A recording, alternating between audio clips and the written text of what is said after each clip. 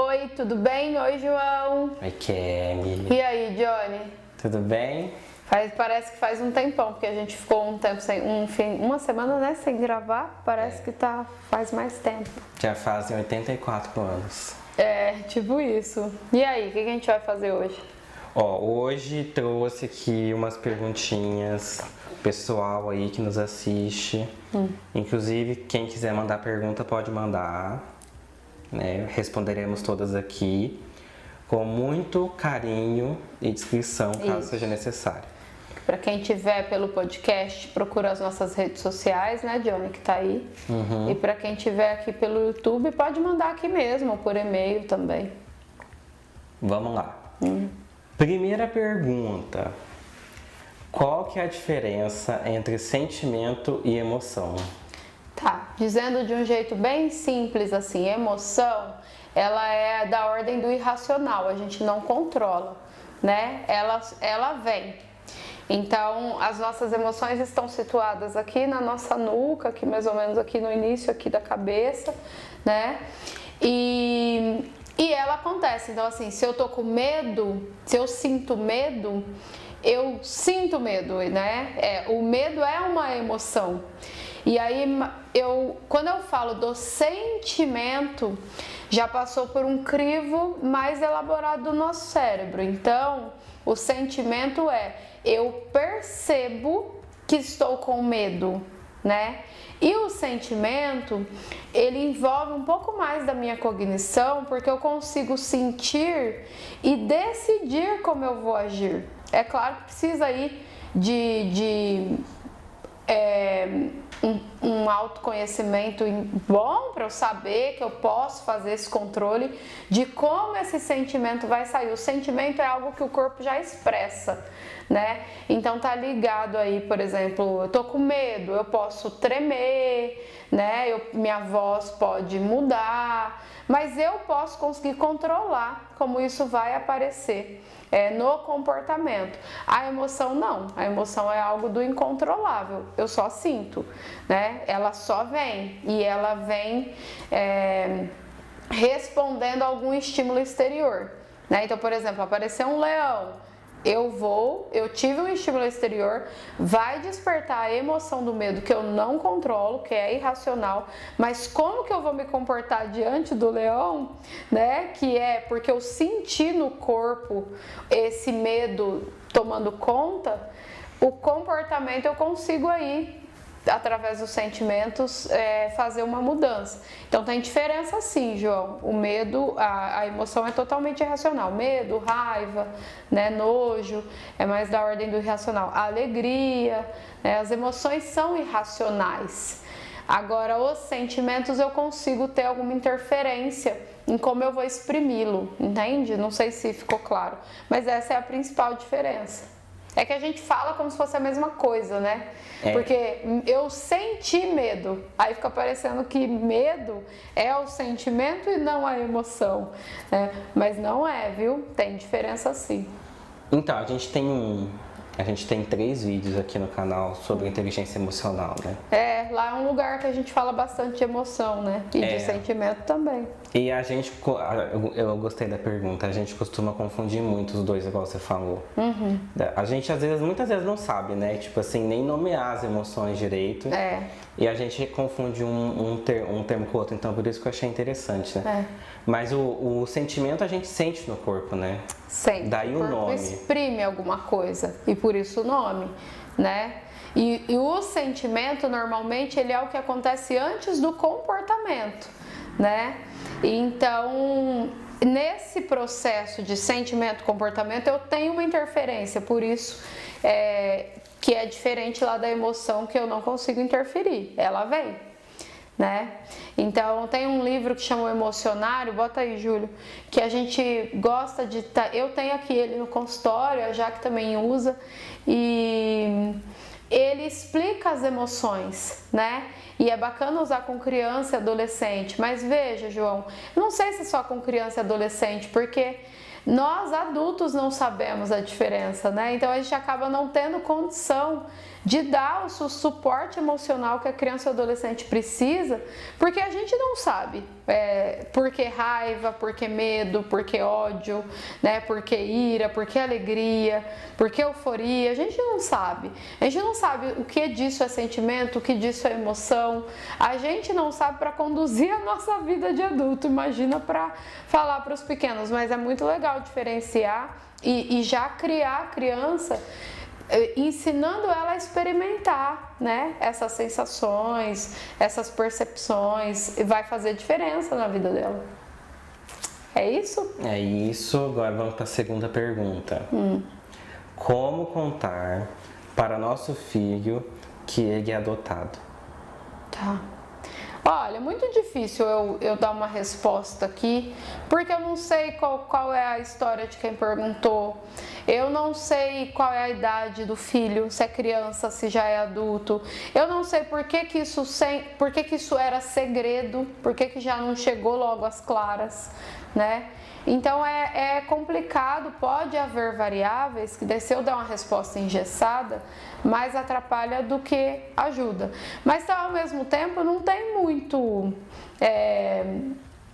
como rodear, né? Precisa falar, precisa chamar e dizer e explicar e se preparar para a reação do outro, né? Para o que vai despertar complementando aí a pergunta anterior, de emoção e sentimento nesse outro. Tem gente que fica com raiva, né? Tem gente que começa a querer procurar a família biológica, tem gente que se sente traído, tem gente que se sente um coitado. Então, acho que um pouco mais de contexto da história poderia me ajudar a responder, mas eu não acho que tem um jeito fácil de contar isso e também não tem muito como ficar rodeando. Chama para uma conversa, pensa aí você antes de contar. Por que você está com esse desejo agora de contar? Qual é a relevância de contar, né? E explique isso, perceba antes como você se sente, ou seja, vá para uma conversa preparado, você com as suas emoções e sentimentos, até pela novidade, pra gente não saber como que o outro vai receber isso, né? Porque vai ser uma novidade, vai ser assim, nossa, como assim? Então, não sei, João, se eu respondi, você acha que tem um jeito certo de contar? Eu não consigo ver se é o melhor jeito que você conseguir. Não sei, assim, eu não sou pai, então não sei qual é o sentimento, né? Mas eu penso assim, eu como filho, se eu fosse adotado, eu gostaria de saber dos meus pais que eu fui adotado, né? Então, assim, é melhor que os meus pais contem pra mim do que eu fique sabendo por alguém algum dia, descobrindo, né? Talvez a pessoa queira contar por ter esse medo, né? De a pessoa do filho descobrir e se sentir muito enganado, né? Muito traído. Então, assim, eu acho que é importante você contar. E ainda, tipo, se ele for menor ou não. Porque ele vai crescendo e vai amadurecendo essa informação na cabeça e aí consegue aceitar, né? Eu penso que o desfecho ser positivo ou negativo depende muito de quem é esse filho e como ele enxerga a vida. Eu já acompanhei um caso, não foi clínico não, de algo assim, e a pessoa que descobriu é uma pessoa muito ressentida por natureza, né? É uma pessoa muito rancorosa, meio magoada, que emburra, que acha que não tem o que fazer. Então a reação não foi boa, né? A reação foi de se fechou, não quero conversar nunca mais, não quero pensar nisso, ou seja, eu não acesso as minhas emoções, né? Então eu penso que tá muito o grande lance está em como a pessoa vai reagir, né? Então por isso que eu disse, prepare-se você que quer contar emocionalmente para dar suporte para esse outro e dar conta, porque se for uma reação como eu desse exemplo que eu vi de bastante perto, você não vai ter muito o que fazer, você vai ter que viver com esse comportamento aí do outro, que também não é muito fácil, né? Acho que não sei, acho que não respondemos, mas dá para levantar algumas questões com isso aí. Não respondemos, mas respondemos. Pensa aí, reflita. Quais ferramentas ou técnicas você indica para pessoas que sofrem com crise de ansiedade? Ferramentas ou técnicas tem várias, tá? É para parar a crise, João? É isso? Eu entendo que é tipo assim, ela tá sofrendo com a crise, né? Então assim. É para amenizar a crise, amenizar. né? Tá. A gente orienta, primeiro o clássico, respiração. Hoje tem vários exercícios prontos de como você deve respirar, que envolve contagem. Tem na rede social, né, João? Já viu aquele, é tipo um post que ele se movimenta para você acompanhar a respiração com ele. Eu tenho esse videozinho, eu mando às vezes para os meus pacientes. Então a respiração acho que é o maior aliado que uma pessoa com crise e com transtorno de ansiedade pode ter. Mas tem outras coisas, meditação ajuda muito, né? Yoga, atividade física, não tem o que falar, tem que fazer algum tipo de exercício ou de atividade física. Coisas manuais, se a pessoa gostar, né? Qualquer coisa manual que ela for fazer, desenhar, pintar, escrever, pode ser uma ferramenta importante. Durante a crise mesmo, sei lá, tô no meio da rua e tô com crise. Eu sempre oriento de você tentar se conectar com o lugar, com o ambiente. Então, por exemplo, me liga, tá com crise de ansiedade na sala de aula e tá tendo a crise naquele momento. Sei lá, sudorese, taquicardia, vômito ou ânsia de vômito, tontura, tá passando mal, o professor deixou ligar. Acontece, né? O que faz a pessoa voltar da crise é ela começar a ter um foco em alguma coisa. Porque a crise, o que é a crise de ansiedade? É o medo de algo que está lá na frente, que ela não controla, né? Então a gente dá noção de controle. Onde você está? Estou na sala de aula. Está sozinha? Não. Quem está aí? Tem os alunos, tem o professor. Jura, é bastante gente ou pouca? Aí a pessoa vai ter que prestar atenção, né? Você está sentado, você está em pé, tem carteiras, tem livros, tem quantos livros tem? Tem 4. Quais as cores dos livros? E a pessoa vai voltando para o momento atual. Isso é uma coisa que durante a crise, quando a gente está conduzindo, costuma dar certo. A gente não vai falar, mas por que você está com crise? Não fica assim não, você é tão bonita, né? Não é isso. O João tá rindo porque é o que as pessoas fazem, né? Mas o que você tem? Mas você é tão nova, por que você tá assim?